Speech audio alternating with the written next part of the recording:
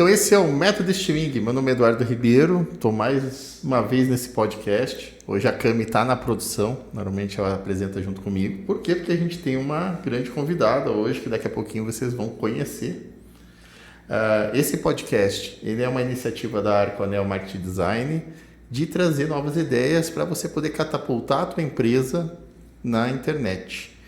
A gente vem conversando com muitas pessoas, vem trazendo várias, então você pode dar toda uma olhada nessa sequência que você tem aqui de podcasts, cada um está trazendo coisas novas, viagens, pessoas que a gente traz aqui, que trazem bastante referência na parte de marketing digital. A gente também trabalha com a questão empreendedorismo, atendimento.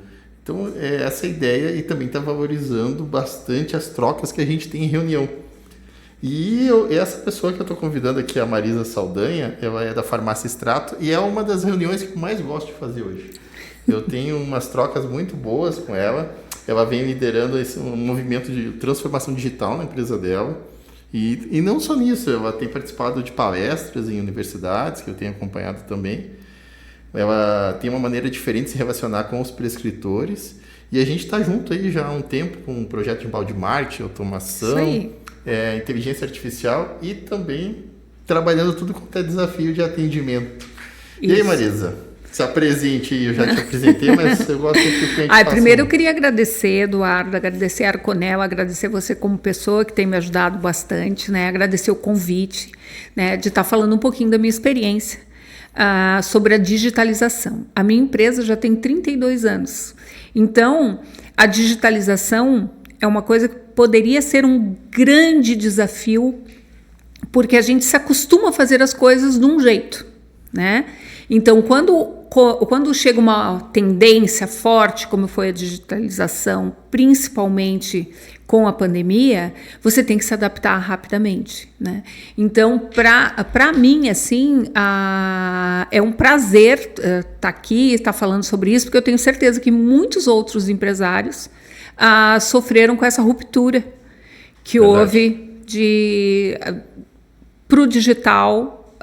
Às vezes até foi meio forçado, né? Aconteceu um episódio e foi meio forçado a migração, né? A gente tem vários perfis, né, de empresários. A gente pega empresário que a gente pode dizer que ele viu todas as tecnologias, né? Que ele veio da época dos anúncios em rádio, TV preto e branco e agora está falando de IA. Exatamente. Então, imagine a mudança que essa pessoa passou. Exatamente. Ela viu o homem chegar à lua e daqui a pouco, né, em 69...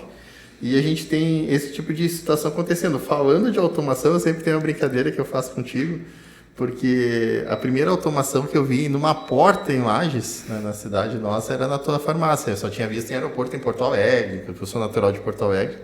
Mas tu sempre pensou muito nessa coisa do bem-estar. Eu acho que quem conhece a Farmácia Extrato sabe, assim, a gente chega lá e tem todo um design, tem toda uma coisa que acolhe a gente. Eu não sei, né? Eduardo, se por intuição ou pela minha maneira de ser, a Extrato tem hoje, na sua declaração de posicionamento, a inovação como um valor, né?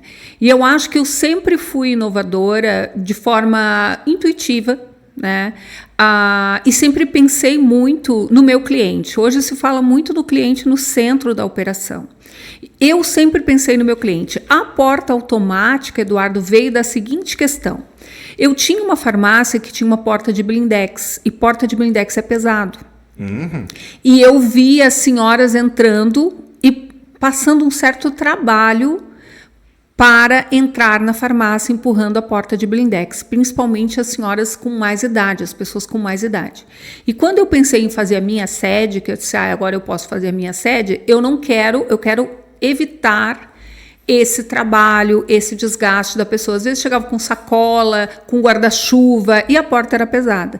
Aí foi essa a decisão da porta automática, né? Então, a Extrato sempre teve essa preocupação do cliente no centro. A gente pensa nas coisas a partir do cliente. Porque por mais hoje que tenha uma cara assim de uma boutique ou um laboratório chique, mas é uma farmácia. As pessoas estão indo lá buscar medicamentos. Sim. Hoje, que bom que hoje não é mais só medicamentos, né? Tem suplementação, tem algumas partes também de cosméticos, que eu acho que são bem bacanas, que eu sou cliente lá e eu observo. E esse carinho que você tem com o teu cliente é o para que eu sempre digo, para que é a inovação, né? A inovação, se ela não está facilitando, não está ajudando alguém, é vaidade. Exatamente. Então hoje a gente tem muito risco de entrar em inovações assim que às vezes não tem a certa aplicação. Olha que bacana, né? Eu tenho certeza que já se pagou muito esse investimento, que a gente sabe que não é pequeno.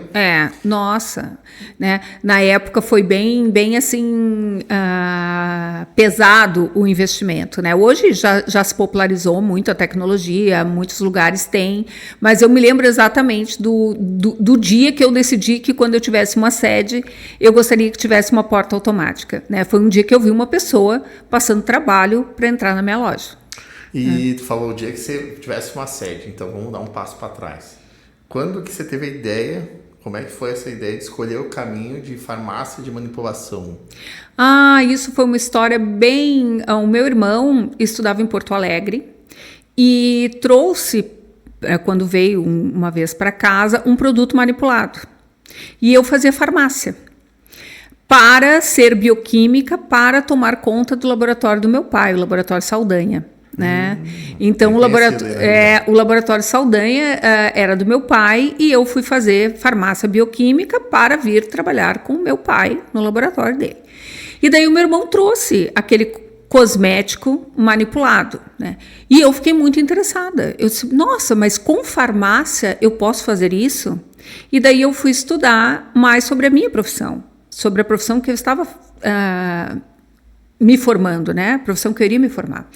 E daí eu tinha uma professora que dava aula de farmacotécnica e que eu fui conversar com ela e disse, como é que é isso? Como é que faz? Como é que não faz?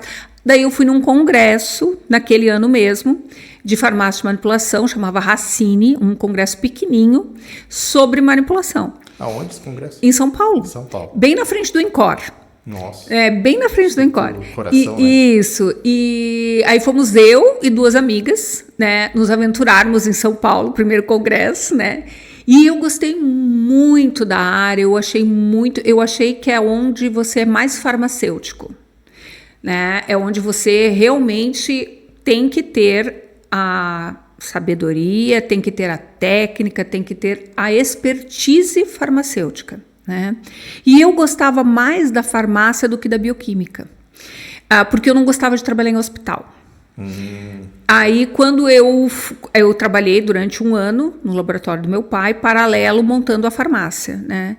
E daí, quando eu fazia plantão à noite, que eu ia tirar sangue, que eu entrava nos quartos, que eu via UTI, eu disse para mim, isso não vai ser o que eu vou fazer o resto da minha vida. Pesado. Né? Eu não queria aquilo, né? Pesado. E daí eu fui trabalhando para poder ficar independente, né? Para poder... Meu pai, claro, a estrutura do meu pai, a minha mãe me ajudaram muito nos primeiros anos de um negócio que é dificílimo. Os primeiros anos de um negócio é muito difícil. Um negócio desse nicho, né? Porque a gente não vê tantas por aí, né? É porque a barreira de entrada, Eduardo, é grande. Porque as regulações, as regulações sanitárias para uma farmácia de manipulação, elas são muito similares a uma indústria. Muito similares mesmo. As pessoas têm uma noção de farmácia de manipulação mais como uma coisa de botica. Mas hoje não é. Hoje não, já faz muito tempo, desde a RDC de 2007, mudou completamente o que precisa para se ter uma farmácia de manipulação. O que é uma RDC? RDC é uma resolução do governo, né? Uma resolução do governo que a Anvisa regulamentou as necessidades mínimas para se ter uma farmácia de manipulação. E ela fez essa RDC em cima da RDC da indústria. Então, ela equiparou muito a farmácia de manipulação como indústria. Então, a gente tem rastreabilidade, a gente tem que fazer manutenção de ar-condicionado, a gente tem que fazer manutenção da análise da água, análise das bases galênicas, controle de qualidade da matéria-prima, qualificação de fornecedor, garantir toda a rastreabilidade desde que tu me entrega a tua receita até a hora que tu pega o teu produto comigo. Eu tenho que ter tudo documentado, porque se tiver alguma inconformidade, eu tenho que ter como saber qual o lote, qual a matéria-prima que eu usei, qual a quantidade que eu usei. A gente tem pesagem monitorada, quer dizer, uma série de exigências para ter uma farmácia de manipulação. Por isso a barreira de entrada se torna maior. né? Porque além de um investimento hoje ser muito alto para ter uma farmácia de manipulação, a expertise, apesar de estar muito mais difundida aqui na minha época, porque hoje tem redes de franquia, né? Tem coisas assim, na minha época era tudo muito novo. Mas ainda é uma barreira de entrada considerável. Usava-se, não sei se ainda usa-se o termo farmácias magistrais. Isso, farmácia magistral. Farmácia magistral. E é um mundo... Hoje ainda eu estava numa reunião com as minhas supervisoras e a gente falou assim que as pessoas ainda não sabem direito o que é uma farmácia de manipulação. Né? Elas ainda não têm noção do que faz uma farmácia de manipulação. Uma farmácia de manipulação é basicamente um comércio e uma indústria. A gente tem que administrar o setor comercial e a gente tem que administrar o setor produtivo. O setor produtivo mirando em quê? Em qualidade e produção e produtividade. Né? Então você tem que ter qualidade com produtividade. E o setor comercial? O setor comercial você tem que ter lucratividade, né? Porque todo negócio tem que ter lucratividade, né? E você tem que focar na satisfação do cliente. Eu lembro muito, assim, porque eu comecei em farmácia de manipulação, depois eu comecei numa naturóloga, eu mandava aqueles florais e Sim. tal. E aí, claro, a gente foi indo e a gente se conheceu, eu comecei a fazer contigo. Aí quando você me mandou com vários cuidados, com uma caixinha de isopor, porque tinha que ficar na geladeira, eu acho que foi uma coisa que me chamou bastante atenção. Essa tua preocupação que eu não tinha tido. Então, por mais ainda que seja uma indústria, mas a gente consegue ver peculiaridades. É como se você vê um Apple e vê um Samsung e vê um Xiaomi. Tipos de celulares que são ambas indústrias, mas cada um tem uma entrega diferente, né? Não, Eduardo, é que é assim, ó, a manipulação, apesar de ser uma indústria, ela faz o teu medicamento individualmente, um por um. Né? Ela tem, por demanda, ela tem as exigências de uma indústria, mas ela manipula um por um, né? O remédio do Eduardo é manipulado, depois o remédio da Marisa é manipulado, depois o remédio da Cama é manipulado, né? Então a gente manipula um por um, né? Por isso que o nosso setor é um setor que emprega muita gente. O setor magistral emprega muita gente, né? Porque a gente precisa de mão de obra especializada. Né?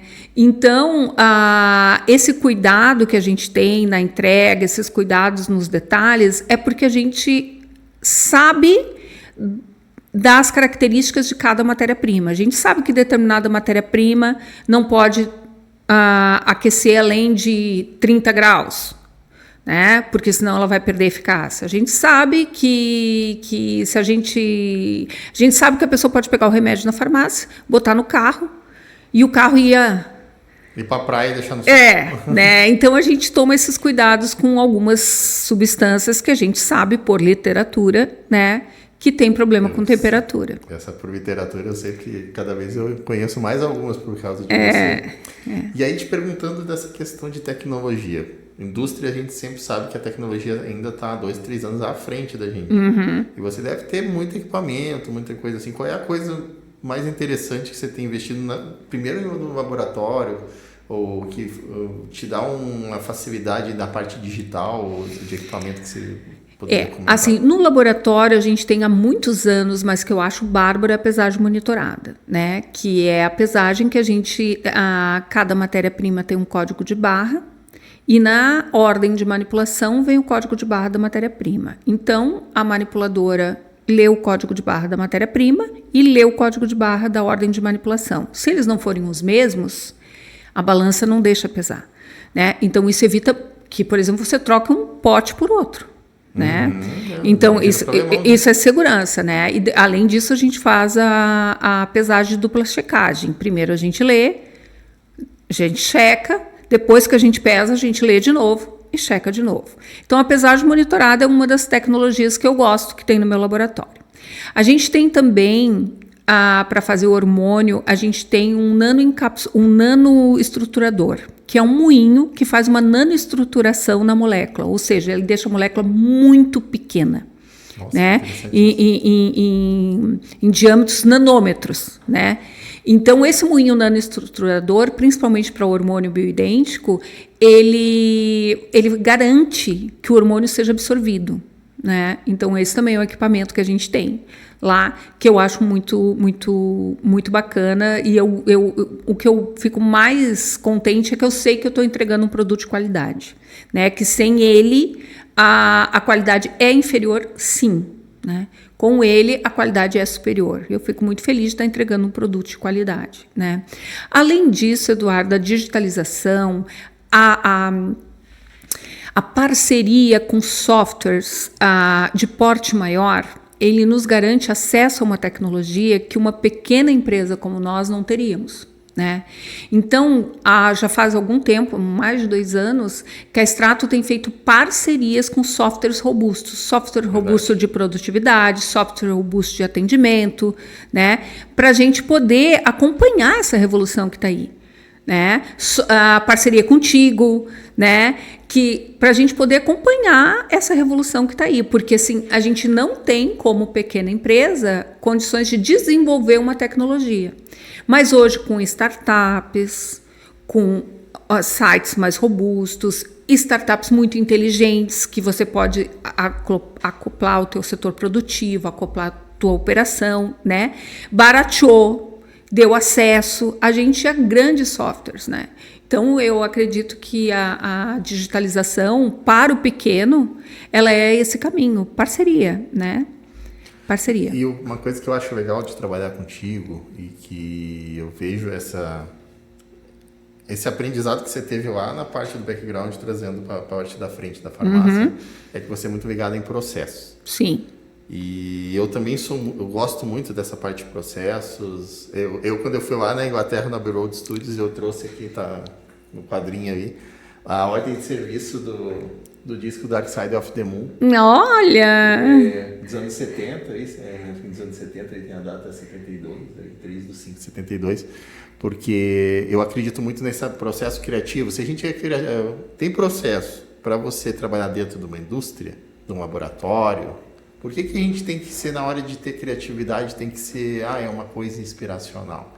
É que não é inspiracional, né, Eduardo? Não é inspiracional. Pode ser. Sim, pode ser, né? A gente tem muito insight, é por isso que nós estamos conversando. Claro, assim. Pode ser, mas assim, tem um livro muito legal que é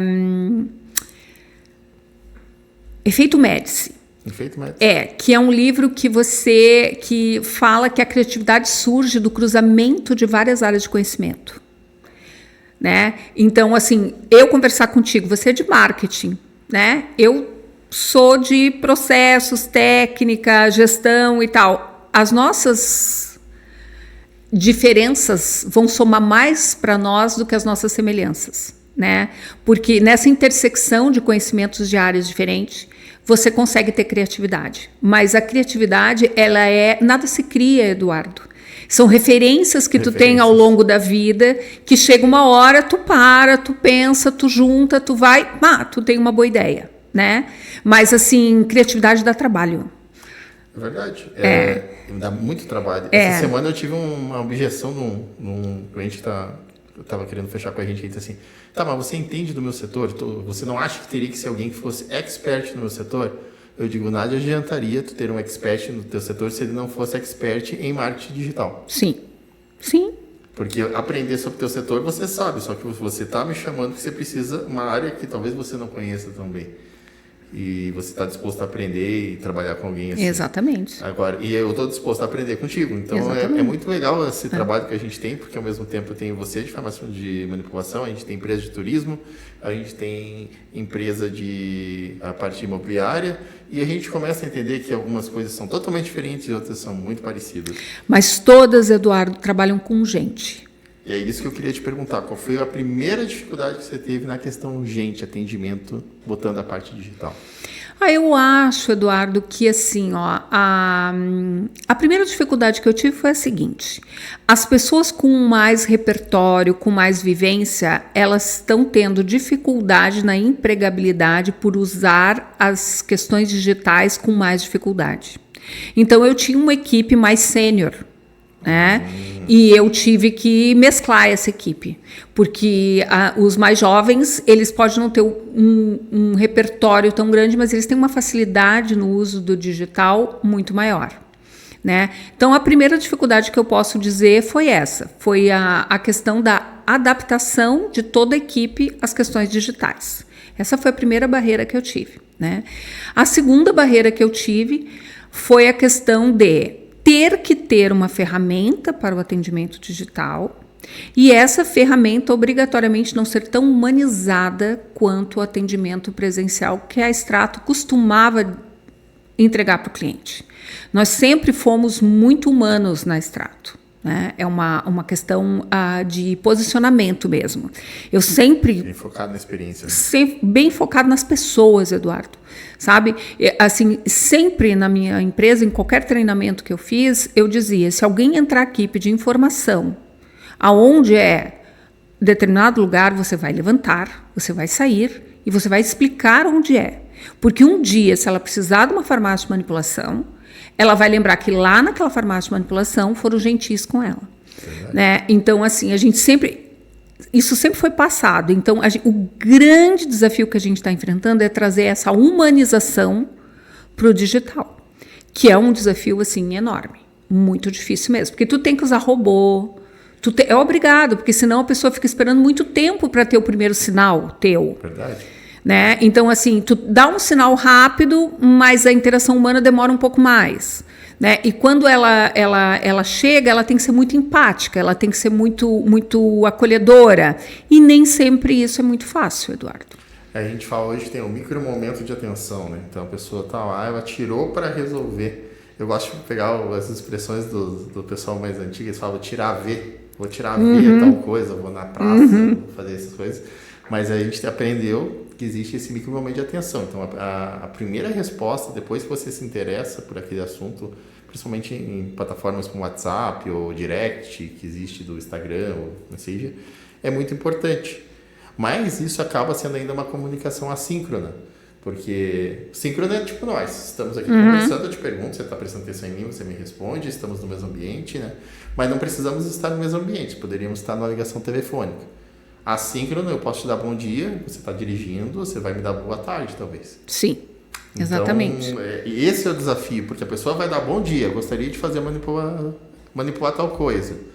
Não entendi, preciso da sua receita. E o nosso setor, Eduardo, ele é um setor muito regulado, assim, então a gente precisa de muitos dados. Para poder fazer a cotação. Para poder fazer a cotação. A gente precisa do nome completo, a gente precisa das miligramas, a gente precisa da receita médica, a gente precisa de vários dados.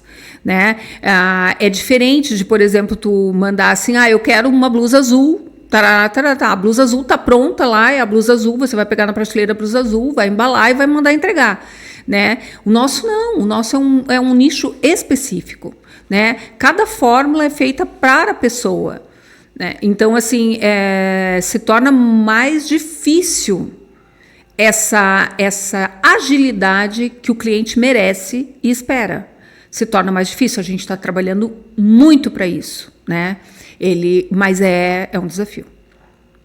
Eu imagino porque a gente está numa característica que as telas estão deixando a gente ansiosos, então a gente tem essa questão do imediatismo e cada vez a gente sente mais essa, como é que eu posso dizer, essa dificuldade de as pessoas até se expressar e a gente conseguir pegar essas informações. Então a gente precisa ter realmente boas plataformas para fazer essa gestão, ter um engajamento e também eu acho que não só isso, é conseguir talvez ensinar um pouco mais as pessoas, entenderem um pouco mais sobre o que estão fazendo, né? É isso que esse é o nosso desafio, né, Eduardo? Entender que, como eu te falei, às vezes são mais jovens, né?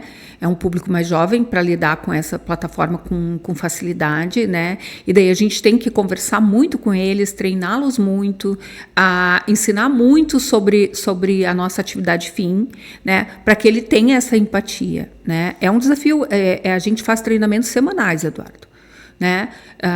Passando valores, passando questões técnicas também, mas principalmente o jeito Strato de atender. Né? Mas assim, se tu me perguntar, Marisa, tu tá satisfeita com o teu atendimento digital? Ainda não. Né? Eu também não estou, e por mais que a gente cada dia tenha mais ferramentas, a gente está sempre buscando mais e ser prático, aí você consegue ser rápido, mas você perde a humanidade. Exatamente. Ou alguém que está vendo que gosta de ficar conversando com IA. A gente sabe que a IA ela é fundamental, mas a gente sabe que o ser humano tem um certo bloqueio.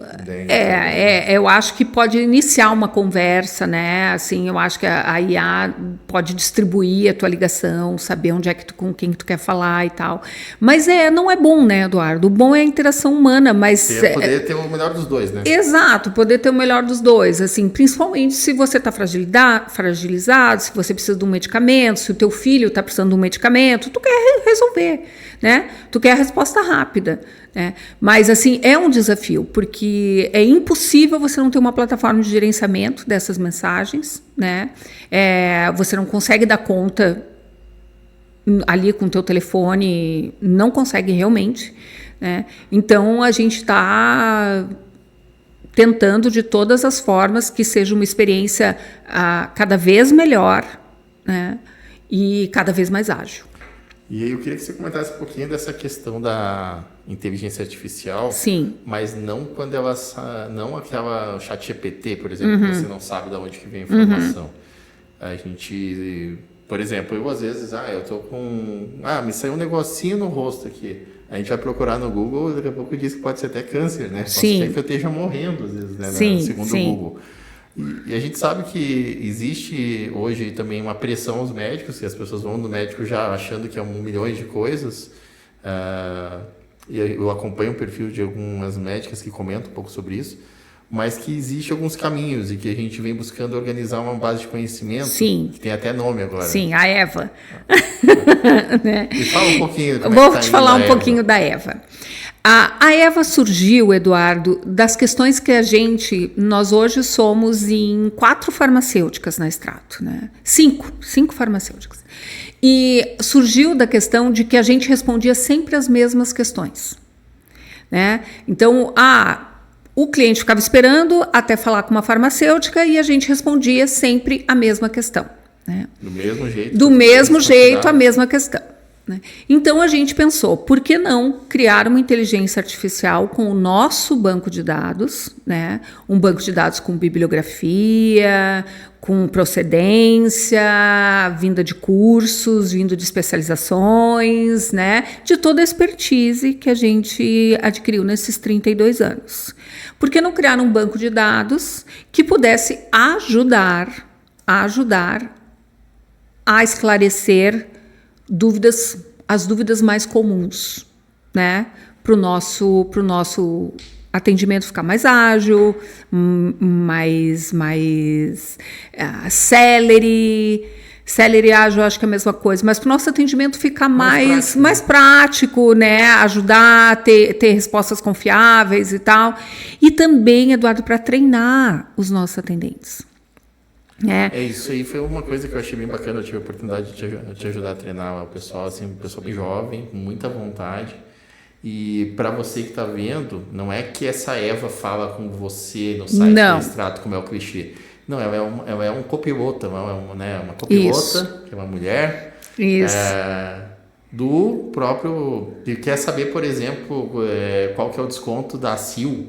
Que Isso. Às vezes é uma pergunta pertinente, que pode ser colocado. Qual o desconto da OAB, qual o desconto da CIL, qual é o teu horário de atendimento, né? Ela trabalha nessas coisas. Isso facilita muito. E também muito. Trabalha, por exemplo, às vezes ligam pra gente e perguntam assim, né? Você tem alguma indicação para pernas cansadas? Né? Aí iam perguntar para o farmacêutico, né? Qual é a tua indicação para pernas cansadas, né? A gente tem algumas perguntas, né? Como que começou isso? Quando que tu começou isso? Tu tem alguma outra comorbidade, né? Porque a gente sabe, por exemplo, que se ela tem diabetes, ela pode ter uma neuropatia diabética. Não é conosco. Aí é com o médico. É com o médico, né? Não, olha, eu fico muito em pé, né? E estou com esse problema. A gente pode indicar um fitoterápico como farmacêutica, né? Então, é assim, é para nos ajudar na operação, né, Eduardo, para a operação ficar melhor. E agora você está falando de fitoterápico, alguém deve estar lá no Google, o que é fitoterápico, né? E assim fitoterápico, não, fitoterápico é qualquer extrato de planta, pode ser tintura, pode ser um extrato seco, pode ser um extrato glicólico, né? Advindo de uma planta, extraído de uma planta. Né? É tipo um chá. Não seria um chá porque ele é extraído de forma que concentra mais o ativo. É um super chá, então. É um super chá. Concentra mais o ativo, entende? Concentra bem mais o ativo. Né? Por exemplo, cada planta tem uma substância ativa, né? Por exemplo, uma planta é rica em flavonoides, o chá verde. O chá verde é muito rico em flavonoides, né? Então, um chá vai ter, vamos dizer assim, X% de flavonoides. O extrato seco do chá vai ter 20x de flavonoides, porque ele é concentrado.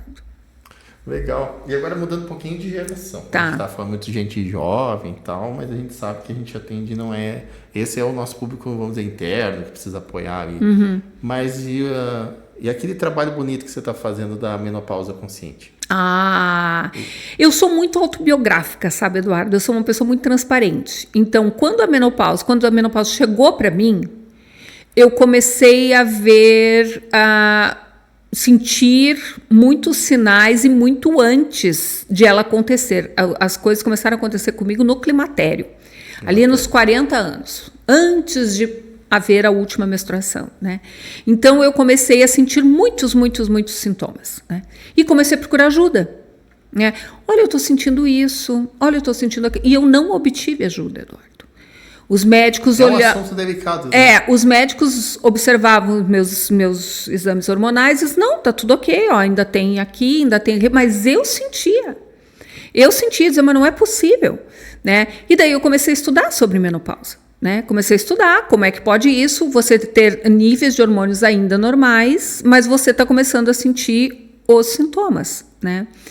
E comecei a falar sobre isso abertamente. Você né? Tem um podcast? Tem um podcast, tem um blog que a gente escreve muito sobre isso, né? Newsletter. A nossa newsletter. Eu converso muito sobre isso porque eu acho assim que muita gente passa por isso sem saber, porque você continua menstruando, entende? Então, sem saber que aquilo pode ser um efeito já da menopausa, tá passando por variação de humor, tá passando por perda de memória, tá passando por perda de libido, tá tendo, diminuindo, tendo mais episódios de acordar à noite, né?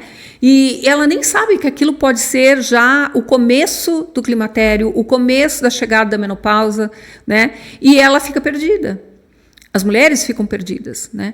Então, eu achei prudente falar sobre isso. Não, e que eu acho interessante, assim, porque foi as mulheres, né? Mas a gente, né? Tipo, eu passei essa situação com a minha mãe. Exato. Como um espectador que não... Minha mãe faleceu em 2008, e bem nova. Mas, assim, antes disso, ela estava numa parte muito intensa nessa questão. E eu, como homem, eu não fui educado na escola para entender uma mulher passando por isso. Então, ela sentia calor em umas horas que não tinha nada a ver. E às vezes a gente não sabe o jeito que a mãe tá, né? E eu recomendo, eu como homem, eu leio esses artigos para poder ajudar essa pessoa que às vezes ela está passando toda uma tempestade na cabeça dela que você não está vendo. E a tua mãe, a tua tia, a tua irmã, tua esposa. Né? Para alguns pode ser até uma filha, às vezes um senhor tem uma filha. Sim. E eu acho que isso é uma coisa que tu está sabendo trabalhar de uma forma muito delicada, muito consciente, o nome já diz. Mas que a gente está conseguindo aprender um pouco mais e até para daqui a pouco eu vejo que um dos sintomas que eu tinha ali, familiar, e se é só minha mãe que faz isso, tá? É achar que todo mundo é contra, né? Começa a entrar numas paranoias assim. Aqui deve estar brigado comigo, aqui deve não gosta. Não acontece confusão mental. Confusão mental. Névoa mental chama. Né? Acontece uma névoa mental, acontece uma dificuldade de concentração, pode acontecer uma perda de memória. Esses sintomas aqui que eu estou te falando, esses sintomas neurológicos, eles eram pouquíssimos estudados até outro dia, Eduardo. Pouquíssimos estudados. Era estudado o calorão, era estudada a perda de libido, essas coisas mais físicas, sabe? Esses sintomas mais físicos. Mas os sintomas mentais da menopausa começaram a ser estudados agora. Tá? Tem uma cientista americana que estuda muito sobre isso, né? Até tem uma palestra dela no TED. Não vou me lembrar o nome dela agora, né? Mas eu li o livro e assisti a palestra dela. Ela escreve bastante sobre isso. Depois a gente pega. A Cami está gravando, depois a gente põe o link desse TED ali. Isso. Tá? E a gente fala sobre isso, sobre essa questão mental da menopausa, que não era, até bem pouco tempo, não era tratada. Né? Não era tratada como um sintoma da menopausa. Nossa. Então, assim, e é real isso é real. E assim, ó, o que eu acho legal disso é o seguinte: se der certo, todas nós mulheres vamos passar por isso, né? Se a vida der certo, né? Todo mundo vai passar por isso. E não precisa ser pesado, porque a hora que a gente reconhece isso, a gente meio que se desculpa, Eduardo, porque a mulher, ela é muito exigente às vezes com ela mesma. Verdade. Por que eu não faço mais isso? Até vai sair um podcast com a Luciana Dalla Brida, da Temporal, que ela fala que ela sofreu muito quando ela não foi mais para o pódio nas competições de beach tênis, de tênis que ela sempre teve. Sempre teve no pódio. Como é que agora ela não vai mais? Como é que agora ela não vai mais, né? Para ela, as questões físicas pegaram mais forte que as questões emocionais, né? Então, eu acho assim, quando a gente entende, Eduardo, né, a luz da sabedoria é uma coisa... Eu acho assim que tudo que você conhece, que você desmistifica, que você fica mais leve. Né? O esclarecimento sempre tem o dedo de Deus ali. Eu acho assim que você se esclarecer sobre as coisas, conhecer sobre as coisas, ele te tira uma série de... Na mulher mesmo, a mulher é muito carregada de culpa, sabe? Na mulher, mas por que eu não dou mais conta de fazer isso se eu sempre dei? Né? Porque tu está passando por uma fase que você tem que maneirar, que você tem que achar mecanismos de equacionar as tuas atividades, né? Eu tinha uma memória assim fantástica, eu estudava uma coisa, se tu me perguntasse depois, Marisa, o que tu estudou, eu te dizia tudo que eu tinha estudado, sumiu. Né? Eu tinha que ler 3 vezes. Acho que a memória é sentido, não, sumiu. Tem que ler 3 vezes, grifar, né? Para ter o entendimento que eu tinha antes de forma bem rápida, né? Nossa, como muda, né? Muda. Essa questão aí também, por favor, das mulheres que sofrem, mas também eu vejo uma vantagem, assim, pelo menos na minha história, nas minhas andanças, a maior dos lugares que eu fui de estudar, no RD Summit, que a gente vai lá em São Paulo, ou às vezes algum evento que eu participo, eu vejo assim, faculdade, as mulheres são a maioria. Então, tenho já um grupo de mulheres, eu vejo a Cami, minha esposa e a mãe dela, elas estão sempre falando de receita, disso, faz isso, que isso melhora, toma esse chá, toma essa vitamina. Né? Essa semana a Cami me disse que cada vez está mais difícil você conseguir ter que ela tinha visto um médico falando que cada vez está mais difícil você conseguir ter todos os benefícios, os nutrientes. Sim. Na tua comida. Sim. Você precisa ter complementação. Sim. E aí tem aquilo que a gente não gosta de comer. Tipo, eu não gosto de comer beterraba. A beterraba, para mim, tem que fatiar ela, botar no meio de uma salada e jogar para dentro. Então eu devo ter alguma deficiência por não comer beterraba. E isso vem de papos dela. Toma essa aqui, que isso aqui pode ser bom. Isso aqui já tem um multivitamínico, tem esses que os médicos prescrevem. A questão da absorção da vitamina, ela é muito complicada. Porque assim, você tem que ter... Por que às vezes você tem a deficiência de um determinado nutriente, de outro e tal? Pode ser pela alimentação pobre, uma alimentação não colorida, uma alimentação não rica em fibras, não rica em frutas, não rica em verduras. Pode ser pela maneira como você prepara a sua alimentação. Eu tive uma vez uma aula com uma nutricionista funcional que trouxe, a Valéria Pascoal, que trouxe a nutrição funcional para o Brasil, e ela dizia que inclusive a panela que você cozinha. Né? Se é de metal pesado, não é de metal pesado, o metal pesado vai concorrer com o nutriente, não vai concorrer com o nutriente. A água né? da região, né? Exato. Então, assim, é uma série de coisas. Teu intestino tá bem? Está com o teu intestino bacana? Teu intestino tá propício para receber, para absorver as vitaminas? Sim, não, né? Então, a absorção de vitaminas é bem complexo. Normalmente, Eduardo, o nosso corpo é bem inteligente. Sabe? Normalmente a gente dá conta de manter esse equilíbrio, né? Às vezes não. Por exemplo, eu faço corrida. Eu faço. Tu é obrigado a suplementar, entendeu? Tu gera um estresse oxidativo quando tu corre, tu faz uma maratona, ou tu corre tantos quilômetros, tu faz um estresse oxidativo enorme. Né? Então, tu é obrigado a suplementar. Eu tô na menopausa, tu é obrigado a suplementar proteína. Tu não vai conseguir comer o tanto de proteína que você precisa para manter a sua massa muscular, né? Sem uma suplementação. Né? Não vai. Né? Então, assim, essa questão da suplementação, eu acho que é assim, vamos de novo na luz do conhecimento. Né? Tudo que você faz bem feito, conhece, está sabendo o que está fazendo, ele vem ao encontro da tua saúde. Tudo que você faz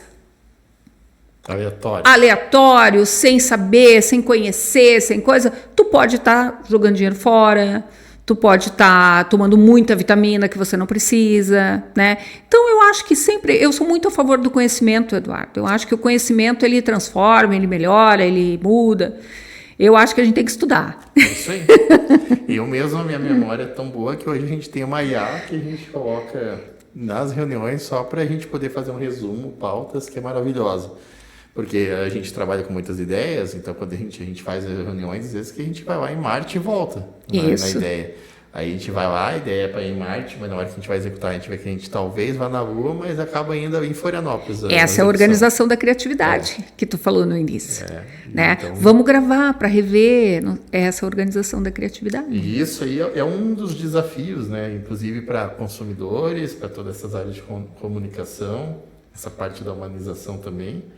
E aí eu queria falar um pouquinho de futuro contigo. Né? O que você percebe assim que deve mudar nos próximos anos? Você tem alguma visão, alguma coisa do que você já viu que mudou? Coisa que você achava que não ia mudar e mudou? Tem alguma coisa assim? Eu sou muito otimista, Eduardo. Eu acho que o mundo sempre muda para melhor, sabe? Às vezes pioram algumas coisas, aquela coisa de geração. Eu já estou em conflito de geração, né? Eu já sou de outra geração, né? Assim, mas na minha época era assim, mas na minha época era assado. Não, eu acho que as coisas melhoram, a medicina avança.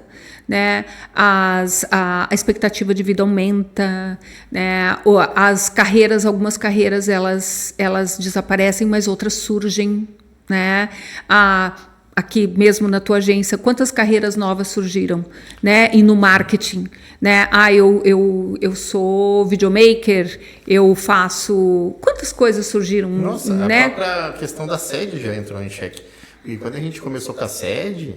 A gente era forrado, hoje 90% do trabalho que a gente é home office. Exato. Então, a gente começou a desenvolver podcast, a gente está desenvolvendo evento que vai ter presencial aqui.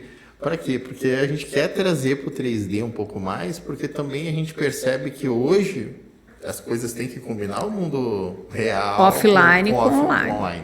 Sim.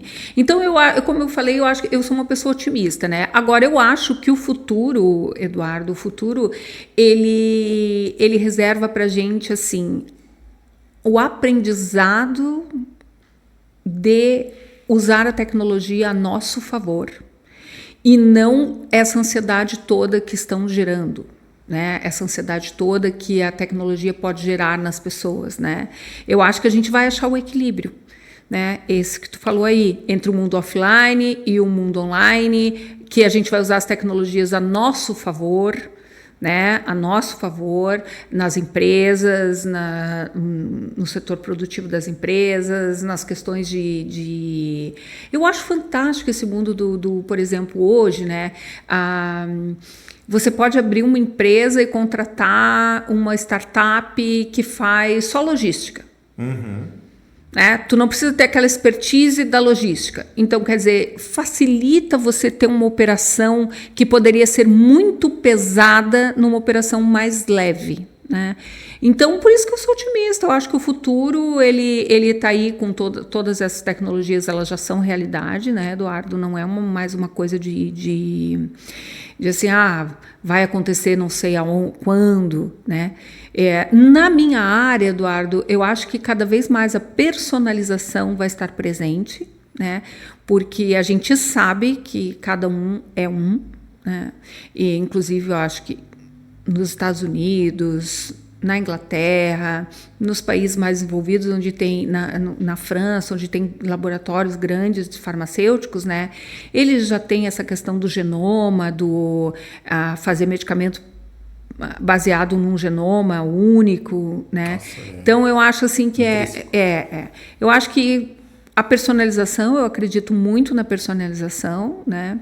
Eu acredito muito na longevidade saudável. Eu acho que as pessoas vão viver mais e mais saudáveis, né? O que mais que eu acredito para o meu setor, né? Eu acredito em farmácias como hub de saúde, oferecendo mais de um serviço, sabe? Como hoje já tem algumas grandes redes que oferecem vacina, né, dentro da própria farmácia, né? E é isso, eu acho que o futuro... Vou voltar a falar no conhecimento, né? O futuro vai ser de quem estuda, Eduardo. Porque, por exemplo, você vai ter inteligência artificial, por exemplo, como falou do ChatGPT. Tu coloca ali no ChatGPT, tu pode ter muita coisa pronta. Mas o pensar sobre as questões é humano. E cada vez mais a gente tem que desenvolver as pessoas para elas pensarem. Verdade. Sobre as coisas. No nosso projeto de AI, eu sempre fiz essa provocação contigo. Eu disse assim, não é a gente colocar o máximo de informação, é nós saber o que eles perguntam. Exatamente. Se nós não estiver ela rodando, a gente não sabe o que eles... A gente está lá botando, sei lá, é tipo uma sopa, né? A gente está sentindo que a sopa não tem sal, tá botando sal, mas o que eles querem é pimenta. Exato. Né? Exato. Então, né? Os clientes querem pimenta. E a gente tem que pensar, Eduardo, a gente tem que pensar a respeito da nossa sociedade, a respeito das coisas, a respeito do que a notícia traz para a gente, que a comunicação traz para a gente tem que pensar sobre as coisas. E essa questão da sociedade, tu foi lá na Alemanha, né? Eu vi que você foi fazer uns treinamentos lá. Fui lá. O que você viu lá que é diferente do Brasil? Tu acha que eles estão muito à frente? Ou tem coisa que eles estão na frente? Eu gosto muito Não, eu acho que quando você vai para toda a Europa, assim, o que eu acho muito diferente do Brasil é a cidadania. Sabe? Porque a globalização, ela facilitou, ela realmente aconteceu. Nós somos globais. Você não acha muitas coisas diferentes que você não tem acesso aqui no Brasil, né? Na Europa, por exemplo. Você tem acesso aqui no Brasil a tantas coisas quanto na Europa. Né? A informação, Eduardo, ela está aí para todo mundo. O que não está aí para todo mundo é o conhecimento. O conhecimento, você tem que estudar a informação. Né? Então, assim, o que me chama atenção nesses países é a cidadania, é a questão assim de as regras do jogo são muito claras, né? E no Brasil as regras do jogo, principalmente para o empreendedorismo, às vezes não são muito claras, Eduardo. Elas podem mudar no meio do caminho.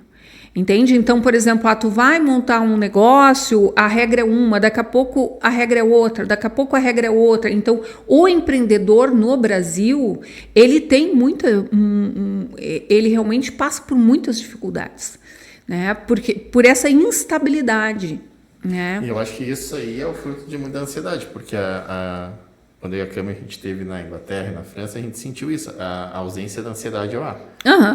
Primeiro, eles não são tão ligados em Instagram, que é uma coisa que no Brasil é a primeira coisa. Tu falando isso, uma coisa que eu vi na Alemanha foi quando eu andava de metrô, as pessoas não estavam no celular, elas tinham livros. Livros, na Inglaterra é a mesma coisa. É. E aqui é muito isso, esse rolando a tela, né? Acaba gerando isso, gerando... A gente sabe que o Instagram é uma rede de comparação, é uma plataforma de vendas e é muito comparação, né? Olha que lá tá... Plataforma de vendas, porque eu digo assim, quem tá aí tá querendo vender alguma coisa, porque tá tendo cada vez mais pessoas que não estão postando, só estão assistindo. Então a gente vê muito isso, assim, essa questão de criar conteúdo cada vez está mais difícil, porque está cada vez mais mercantil. Não, e a concorrência na internet, ela tá imensa, né? Assim, a concorrência por espaço, por atenção na internet, ela tá imensa, né? Para tu conseguir a atenção de uma pessoa na internet, você tem que ser realmente relevante, né? Que tu sempre me falou, a gente tem que entregar conteúdo relevante, né? Tem que ser realmente relevante, você tem que realmente querer ajudar. Não adianta botar 10 hábitos para sair do... não gaste mais do que você tem. Eu acho verdadeiro, relevante, né? Com o intuito realmente de... Uma vez eu vi, Eduardo, que amigo é quando você tem vontade de contar para ele uma coisa boa para que ele possa usufruir também. Né? Então, assim, eu acho que essa questão também é do conteúdo. Quando você quer colocar um conteúdo para tu tá com vontade que aquela pessoa saiba daquilo. Tá com vontade de compartilhar aquilo com aquela pessoa, porque aquilo é joia, aquilo é bacana. Né? É uma coisa tão boa que você quer passar pra frente. Isso é quando tu tem um amigo. Quando tu tem um amigo, tá louco para contar pro amigo, né? Olha, eu descobri não sei o que, eu descobri um disco bacana lá, eu descobri um disco do Pink Floyd que não tinha, que é raro, descobri lá naquele site tu encontra. Isso tu quer trocar para amigo, tu quer falar com um amigo, né? Então eu acho que essa questão do Instagram é a mesma coisa. Eu, por exemplo, quando eu fiz o posicionamento é esse, de entregar coisas legais que eu acho legal. Que eu acho legal, assim, que eu acho assim, poxa, eu queria que todo mundo lesse esse livro, né? Eu achei esse livro bárbaro, eu queria que todo mundo lesse esse livro, né? Eu achei essa informação super relevante, né? Hoje ainda vi uma pessoa falando sobre idade, né? Sobre etarismo, eu achei super relevante o que ela falou, né? Que ela falou que a mulher de 60 hoje não é a nova mulher dos 40, né? Que ela é uma mulher de 60 que quer se sentir viva, que quer se sentir respeitada, que quer trabalhar, mas ela não quer ter 40, ela não quer ter 30. Eu tenho esse posicionamento, sabe? O conforto com a idade, sabe? Eu, por exemplo, se eu fosse dar um recado para as pessoas, eu trabalho com beleza, eu trabalho com cosmético, eu trabalho com rejuvenescimento, eu trabalho com isso. Mas eu acho que tem que ser uma busca saudável. Sabe? Essa busca pelo bem-estar, pela beleza, ela tem que ser saudável. Você não pode ficar se comparando, como tu falou, a plataforma do Instagram ser comparativa. Tu não pode ser uma mulher de 60 anos querendo se comparar com uma menina de 30. Não é por aí, não é isso aí. Não é essa a tua beleza, não é essa a tua história, não é, né? Então eu acho que é isso, Eduardo. Eu acho que é falar verdades, é dizer assim, não precisa ficar triste porque você tem 60 anos, né? Não precisa, né? Não precisa ficar triste porque tu não tem mais a pele que tu tinha aos 30, né? Tá aí, tu tem direito de viver, tem direito de ser feliz, tem direito de namorar, tem direito de trabalhar, né? Tem direito de envelhecer. Sim. Né? É isso. E os projetos? O que tem? São tantos. Para 2026, a gente está aqui em 2025 gravando, significa... A gente tem podcast nosso lá dos primeiros que tem gente que me falou que viu esses dias ainda, então a gente já vem um tempo gravando. Então por isso eu gosto de dizer a data, né? Porque quando você vê, pode ser que já aconteceu, né? O que tem para vir aí, Marisa? Eu tenho muitos projetos, Eduardo. Eu tenho esse projeto da questão da menopausa, que eu acho super importante. Isso né? não é projeto, isso é realidade. Mas quero que ele continue de pé. Isso. Né? Quero que ele continue de pé. Eu acho ele super relevante, né? Tem um projeto de estreitar mais os laços dos prescritores, das pessoas que prescrevem fórmulas manipuladas com o nosso universo, com o universo da Extrato, né? Com a nossa maneira de fazer manipulação, né? Quero estreitar os laços com essas pessoas. Compartilhando a plataforma. Isso, compartilhar a plataforma, trocar, ter uma consultoria mais próxima, né? Conversar mais, saber quais são as necessidades maiores, né? Troca. Esse é um projeto grande que eu tenho. Eu tenho um projeto também de levar a qualidade da Extrato nas alturas, né? Que é bem difícil, é um trabalho diário, né? A gente incrementar, para chegar na excelência, né? Então, assim, esse é um projeto que eu trabalho muito nele, sempre, né? Mas estou colocando algumas tecnologias para melhorar isso, né? Tô fazendo parcerias com alguns softwares para melhorar ainda mais isso, né? E são esses os meus projetos, Eduardo. Continuar trabalhando, né?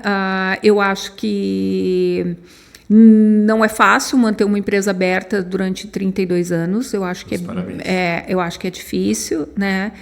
Sou muito feliz por isso. Mas os 32 anos que eu fiz, que a gente fez, né? Que eu não fiz sozinha, todo mundo que trabalha comigo, que a gente fez não nos garante os próximos 32 anos, né? Então a gente trabalha para ser relevante no mercado, né? Para entregar coisas relevantes para o mercado. Muito obrigado, Marisa, por eu que te agradeço. Compartilhar todo esse conteúdo com a gente. Aprendi muita coisa, sempre aprendo contigo e eu acho que nós estávamos precisando celebrar, deixar essa reunião externa que virou esse podcast, para as pessoas poderem conhecer um pouquinho, né, o tanto de informação que a gente pode ter aí na tua história. Você que é tua irmã querida, também sempre traz cada insight, né? Mandar um abraço para a Cláudia e para toda a equipe que vem ali da Strato, são muito bacana com a gente, recebem sempre a gente de braços abertos, e dizer que a gente está aqui para ajudar sempre nessas partes de tecnologia. Tudo a gente gosta de estar fazendo isso e ama, e te convidar para outras possíveis parcerias. Olha, Eduardo, realmente eu acho que ficou uma vontade de conversar mais. Que bom. Eduardo, eu fico muito feliz de ter vindo, tá? Sim, a Strato é feita por várias pessoas, né? A Cláudia, minha sócia, minha irmã, minha parceira de projetos de vida, né? Cristiane e Lucimara, que estão comigo há muitos anos e que são pessoas importantíssimas nesse projeto, acreditam muito no nosso projeto, porque tu sabe que uma empresa né? Tem dias que tá... É um organismo vivo, né? Isso! Né? Então, eu queria muito agradecer por elas acreditarem tanto na Strato, né? E dizer que a presença da Arconel no marketing da Strato, na questão de todo o pensar da Strato, né? Tem agregado muito, Eduardo. Né? A gente tem agregado muito, porque a gente pensa junto, né? E você sempre interessado em entregar uma solução, sempre interessado em trazer uma ajuda para alguma dificuldade que eu estou de execução de algum projeto, né? Então eu queria te agradecer muito a oportunidade de estar aqui, né? Obrigado. E é isso, né? É isso, estamos aí, né? Estamos aí. E você que ficou até o final, né? Visita o nosso site, arconel.com.br, o site da Strato, farmaciastrato.com.br. E o nosso Instagram é Strato Manipulacão, sem acento, sem cedilha. É muito legal o nosso Instagram, aparece lá. Tá bom. Então até mais. Tchau, tchau. Tchau.